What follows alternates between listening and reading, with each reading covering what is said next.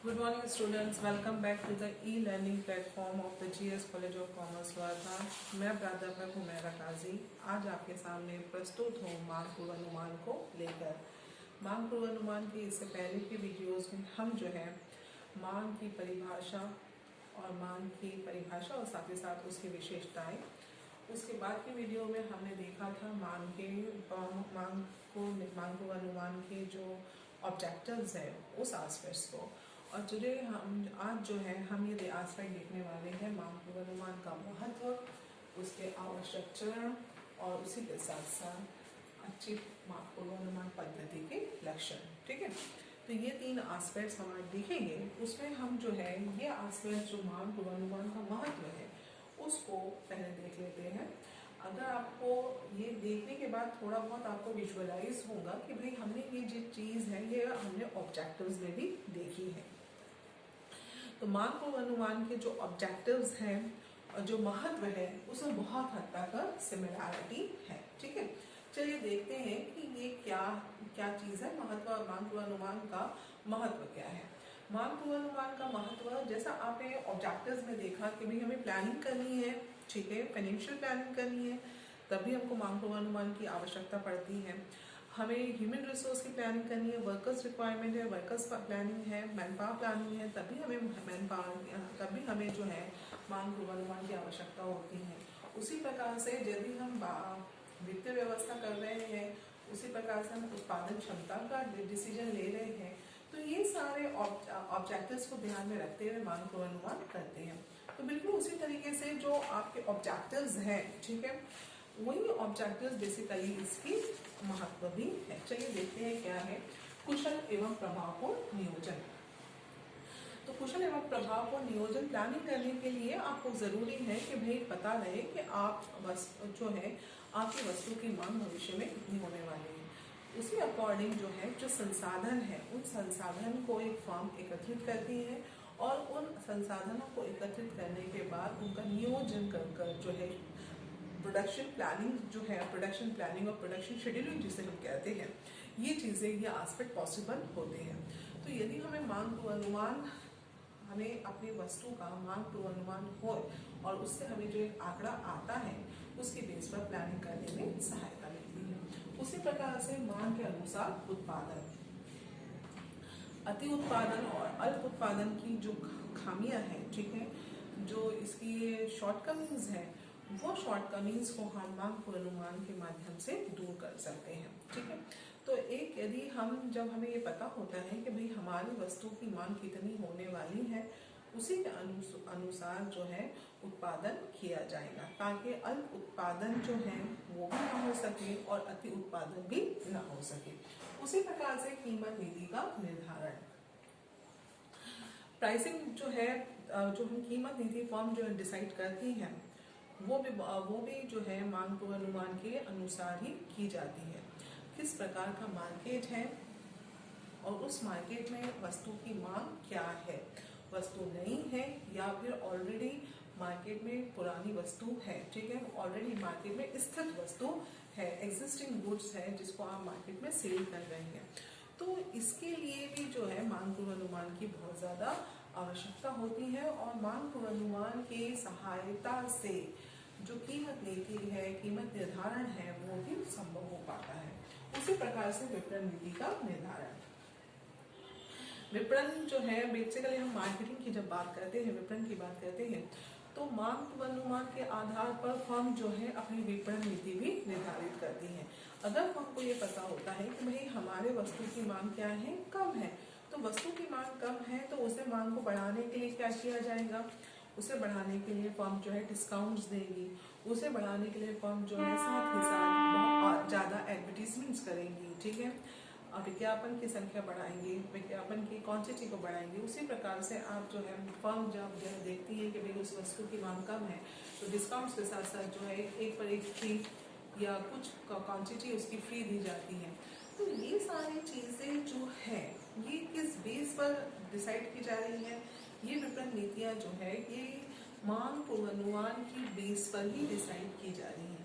Firm की वस्तु की मांग यदि कम है, ये आंकड़ा कम है, तो ये आपको किस प्रकार से पता चलने वाला है? ये आपको पता चलने वाला है मांग पूर्वानुमान के आधार पर ही, मांग पूर्वानुमान के बेस पर ही। तो मांग पूर्वानुमान के बेस पर विपणन नीति का भी निर्धारण होता है। उसी प्रकार से वित्तीय व्यवस्था, जो संसाधन है, जो आपके वित्तीय संसाधन है, फाइनेंशियल रिसोर्सेज है, वो अक्यूमुलेट करने की आवश्यकता पड़ती है। और ये अक्यूमुलेट क्यों कर रहे हैं हम, किस लिए ज़रूरी है कि भाई वस्तु जो है, जो वस्तु है उसका उत्पादन कितना करना है, तो उसी के अनुसार जो है हम क्या करेंगे, अपने फाइनेंस की भी रिक्वायरमेंट्स को फुलफिल करेंगे। क्योंकि अगर जो पैसा है, जो फाइनेंस है, जो वित्त है, वो फर्म के लिए बहुत इम्पोर्टेंट होता है, ठीक है। कम है तो भी दिक्कत, अधिक है तो बेसिकली दिक्कत तो नहीं होती, लेकिन अधिक है तो उसका सही यूटिलाइजेशन भी होना ज़रूरी है। कम है तो फर्म को बहुत सारी रिक्वायरमेंट्स जो है, फाइनेंशियल रिक्वायरमेंट्स जो है, वो फर्म अपनी पूरी नहीं कर पाती। और जो भी कैपिटल फर्म रेज करती है वो कैपिटल की कॉस्ट होती है।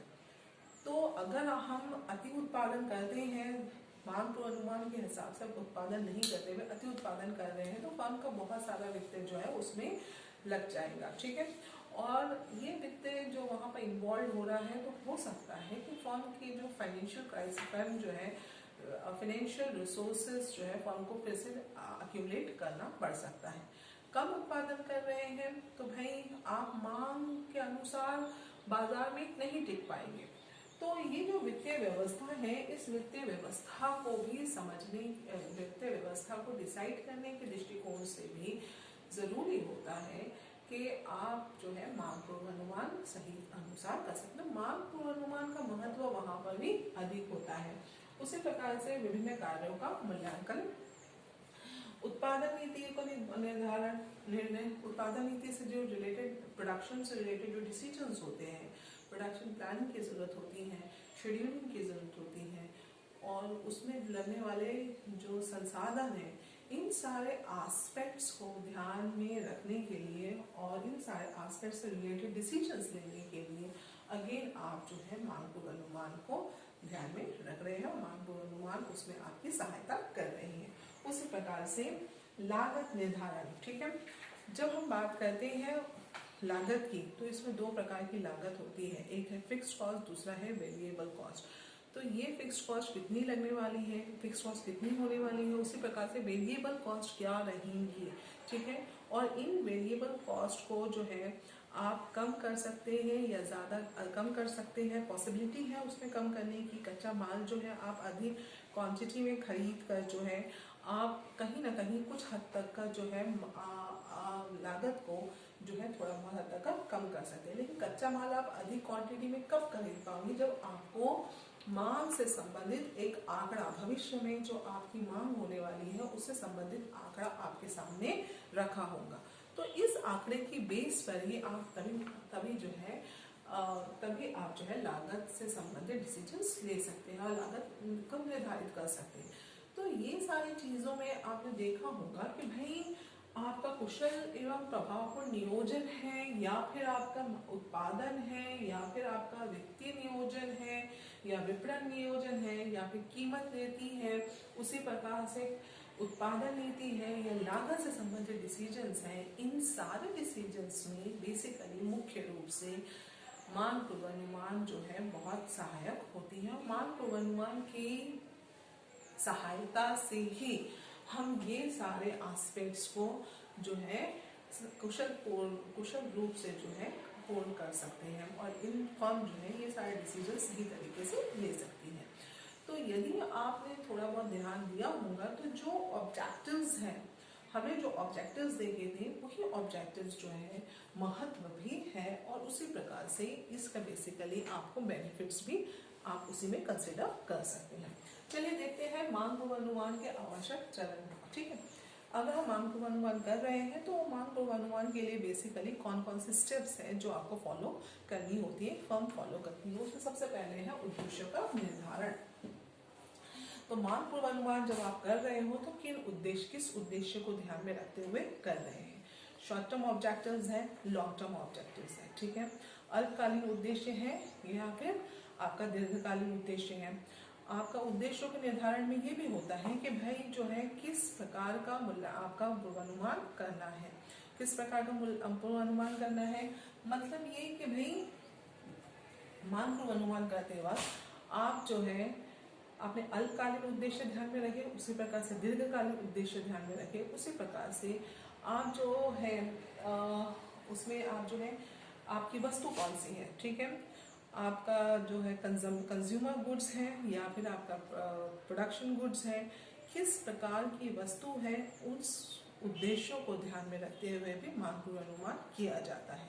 तो सबसे पहले उसमें आ जाते हैं उद्देश्यों का निर्धारण। उद्देश्यों के निर्धारण करने के बाद ही आप मांग पूर्वानुमान करेंगे, क्योंकि जब भी हम कोई काम करते हैं तो हर काम करने से पहले हमारे कुछ न कुछ ऑब्जेक्टिव्स होते हैं, उन्हीं ऑब्जेक्टिव्स को ध्यान में रखते हुए हम वो काम करते हैं। जैसे कि आप यदि ध्यान दें, आपने जो है 11th कॉमर्स में एडमिशन लिया, 11th कॉमर्स में जब आपने एडमिशन लिया 10th के बाद, तो आपका उद्देश्य क्या था, भाई हमें जो है ना ही साइंस में जाना है और ना ही हमको आर्ट्स में लेना है, हमें कॉमर्स से रिलेटेड जो है पढ़ना है। तो ये ऑब्जेक्टिव को ध्यान में रखते हुए आपने 11th कॉमर्स में एडमिशन लिया, ठीक है। उसी प्रकार से फिर 11th 12th कॉमर्स बैकग्राउंड से करने के बाद आपने बीकॉम किया। तो बेसिकली यही है कि कोई भी काम करने से पहले हमें उद्देश्यों का निर्धारण करना होता है। उसी प्रकार से जब हम मांग पूर्वानुमान भी कर रहे हैं तो मांग पूर्वानुमान करते वक्त भी हमें उद्देश्यों का निर्धारण करने की आवश्यकता होती है। हमारे उद्देश्य, हम जो ये मांग पूर्वानुमान कर रहे हैं ये अल्पकालीन दृष्टिकोण से है या फिर दीर्घकालीन दृष्टिकोण से है, कौन सी वस्तु के लिए हम मांग पूर्वानुमान कर रहे हैं, ये एस्पेक्ट्स ध्यान में रखना होते हैं। उसी प्रकार से अवधि का निर्धारण, अवधि का निर्धारण जब हम बात करते हैं तो उसमें यही आ जाता है अल्पकालीन समय के लिए आप जो है मांग पूर्वानुमान कर रहे हैं, दीर्घकालीन है उसी प्रकार से अल्पकालीन है तो भाई या 1 महीने के लिए आप मांग पूर्वानुमान कर रहे हैं, या फिर आप 6 महीने के दृष्टिकोण से 6 महीने को कंसिडर करते हुए मांग पूर्वानुमान कर रहे हैं, या फिर आप 1 साल के लिए मांग पूर्वानुमान कर रहे हैं, या फिर जब हम दीर्घकालीन दृष्टिकोण से मांग पूर्वानुमान कर रहे हैं तो फिर हमें उस अकॉर्डिंग जो है अपनी वित्तीय व्यवस्था, उस अकॉर्डिंग हमें जो है अपनी प्लानिंग, प्रोडक्शन डिसीजंस, ये सारी चीजें ध्यान में रखनी होती है। तो मांग पूर्वानुमान करने के दृष्टिकोण से मांग पूर्वानुमान जो किया जाता है तो हमें अवधि को भी ध्यान में रखना होता है। अवधि को ध्यान में रखते हुए हम मांग पूर्वानुमान करेंगे। Short period planning, short period production forecasting, short period forecasting हो रही है या फिर लॉन्ग पीरियड फोरकास्टिंग हो रही है। उसी प्रकार से तत्वों का निर्धारण, इसमें घटक कौन से हैं, इन बातों को ध्यान में रखना है। उसी प्रकार से आंकड़ों का संग्रह। ओके, आप जो है डेटा कलेक्ट करेंगे, डेटा कलेक्ट कर रहे हैं, आंकड़े कलेक्ट कर रहे हैं, कहाँ से आप आंकड़े कलेक्ट कर रहे हैं, आपके वेरिएबल्स कौन से हैं, ठीक है, और उन वेरिएबल्स जो वेरिएबल्स है डिपेंडेंट है या इंडिपेंडेंट वेरिएबल्स है, उसकी बेस पर आप जो है आंकड़े कलेक्ट करेंगे। उसी के साथ साथ विधि का चुनाव, विधि का चुनाव, बहुत सारी विधियां हैं, अभी हम इसके बाद के वीडियो लेक्चर्स में जो है मांग पूर्वानुमान की विभिन्न विधियों को दिखेंगे। तो जब हम विधियां देखते हैं तो हम विधियों का डिसीजंस लेते हैं कि कौन सी विधि लेनी है, तो हमें बेसिकली ये भी देखना होता है कि उन विधियों के जो है क्या एडवांटेजेस है, क्या डिसएडवांटेजेस है, कौन सी मेरिट्स है, उसकी शॉर्टकमिंग्स क्या है, और हमारी संस्था जो है, एक फर्म जो है वो किस प्रकार की है, उसका उत्पाद किस प्रकार का है। उत्पाद को ध्यान में रखते हुए फर्म का जो एरिया ऑफ ऑपरेशंस है उसको ध्यान में रखते हुए फर्म जो है विधि का चुनाव करेगा, ठीक है। और विधि का चुनाव करते वक्त हमें ये देखना होता है कि हर एक जो विधि है, जो पर्टिकुलर मेथड्स हैं, उस मेथड्स की क्या बेनिफिट्स हैं और उसकी क्या शॉर्टकमिंग्स है। उसी प्रकार से पूर्वानुमान की सफलता का जांच। अब पूर्वानुमान तो कर लिया, तो पूर्वानुमान जो किया है वो क्या तथ्यों पर आधारित है या नहीं है, वो आपको सही रिजल्ट्स दे रहा है या नहीं दे रहा, ये एस्पेक्ट्स को भी देखने की जरूरत होती है।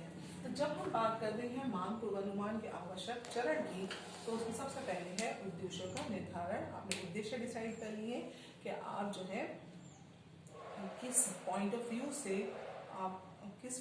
से फर्म जो है पूर्वानुमान कर रही है, उत्पाद कौन सा है उस दृष्टिकोण से, अल्पकालीन है, दीर्घकालीन है। अल्पकालीन है 1 महीने के लिए हो रहा है, 6 महीने के लिए आप प्लानिंग कर रहे हैं, फोरकास्टिंग कर रहे हैं, या फिर आप 10 साल के दृष्टिकोण से फोरकास्टिंग कर रहे हैं। उसी प्रकार से आपके जो घटक है, तत्व है, उनका निर्धारण करेंगे, आंकड़ों का संग्रह करेंगे, आप जो है वेरिएबल्स कंसिडर करेंगे, इसमें इंडिपेंडेंट वेरिएबल्स है या फिर डिपेंडेंट वेरिएबल्स है, उसी प्रकार से विधि का चुनाव करेंगे और साथ ही साथ पूर्वानुमान की सफलता की जांच करेंगे। तो ये जो है बेसिकली मांग पूर्वानुमान के आवश्यक चरण हो गए। ठीक है, अब उसके बाद आते हैं कि मांग पूर्वानुमान जब हम कर रहे हैं तो उसके अच्छी मांग पूर्वानुमान के क्या लक्षण होते हैं। तो देखिए, इसमें हम सारे अच्छे, एक जो मांग पूर्वानुमान की विधि है उसमें और मांग पूर्वानुमान जो है उसके हम सारे अच्छे अच्छे एस्पेक्ट्स बताएंगे। तो सबसे पहला अच्छा एस्पेक्ट ये है शुद्धता हो। ठीक है, दूसरा कैसा है, सरलता, इजी है, सबको समझ में आए, आराम से हम मांग पूर्वानुमान कर सके। उसी के प्रकार से विश्वसनीयता रहे, जो मांग पूर्वानुमान किया गया है वो क्या है, रिलायबल है, जिस पर हम रिलाय कर सकते हैं। ओके, विश्वसनीय हो, साथ ही साथ उसमें लगने वाला, उसमें जो होने वाला खर्चा हो वो कम से कम हो, जो उसके बेनिफिट्स आपको मिल रहे हैं वो बेनिफिट्स ज्यादा रहे और खर्चा कम हो। ओके, उसी प्रकार से मांग पूर्वानुमान जो किया गया है वो परिणाम दे रहा है या नहीं दे रहा, जिस दृष्टिकोण से आपने मांग पूर्वानुमान किया है वो ऑब्जेक्टिव्स फुलफिल हो रहे हैं या नहीं हो रहे। जो मांग पूर्वानुमान के रिजल्ट्स हैं वो रिजल्ट्स को देखते हुए आपके ऑब्जेक्टिव्स जो है वो फुलफिल हो रहे हैं या नहीं हो रहे। उसी प्रकार से लोचपूर्ण हो, अकॉर्डिंग टू द सिचुएशंस। ठीक है, सिचुएशन के अनुसार आप जो है आपकी मांग पूर्वानुमान पद्धति में चेंजेस कर सकते हैं। उसमें जो भी रिक्वायरमेंट्स है वो रिक्वायरमेंट्स के हिसाब से उसमें चेंजेस पॉसिबल है या नहीं। उसी प्रकार से स्थिरता, जो मांग पूर्वानुमान पद्धति आप अपना रहे हैं वो स्थिर हो और साथ ही साथ व्यवहारिकता, वो जो है प्रैक्टिकली एप्लीकेबल भी हो।